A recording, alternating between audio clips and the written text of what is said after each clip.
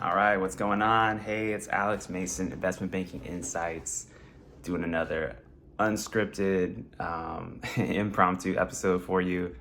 This will be the last episode I record in Ithaca. As you can see behind me, the studio is like completely down.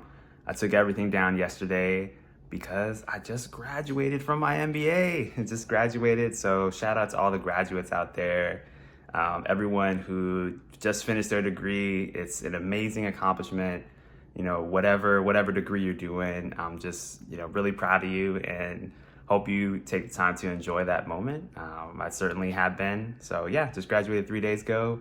About to head down to Chicago and get going at work. So an update in terms of series exams. I took the Series 63 and thankfully I passed. So that is behind me now.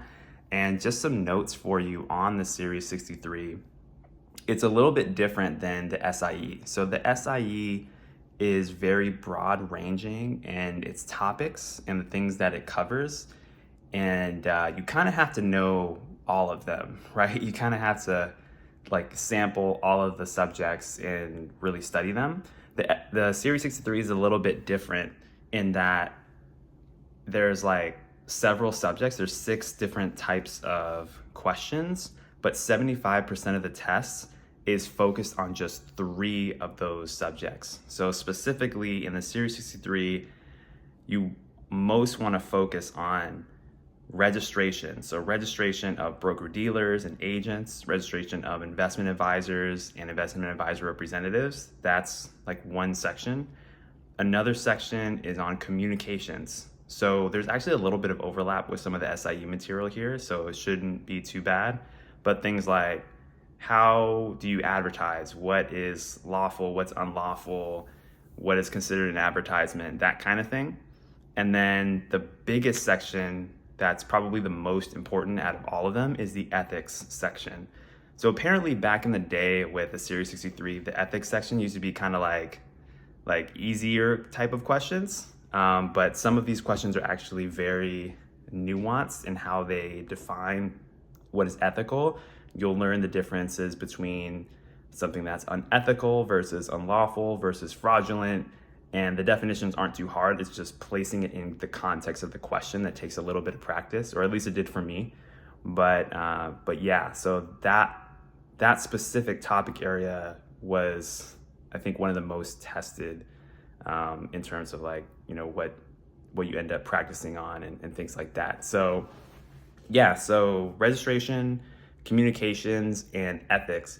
There are a couple of other sections just related to things like state-specific laws and whatnot. That's going to be a minority of the test. That's going to be 25% of the questions. Not to mention, just like the SIE, you're going to have some experimental questions that are going to be thrown in there. And I remember getting an experimental question.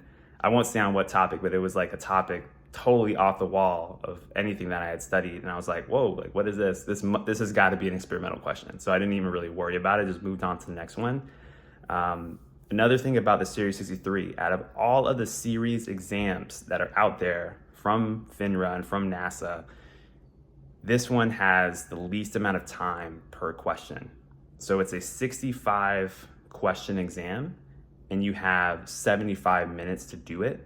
So just barely over 1 minute per question, which is less time per question than the SIE. So I noticed during my practice sessions for the Series 63 on 2 practice tests, I was actually slightly over time, was kind of worried me a little bit. But then I was able to get more practice and I started bringing my time down. I started getting faster, more efficient at answering questions correctly. So just be aware of that as you begin to study for the 63. It does require more speed, but especially if you focus on those 3 big topic areas and you really master those, you don't have anything to worry about because you'll get better at it over time.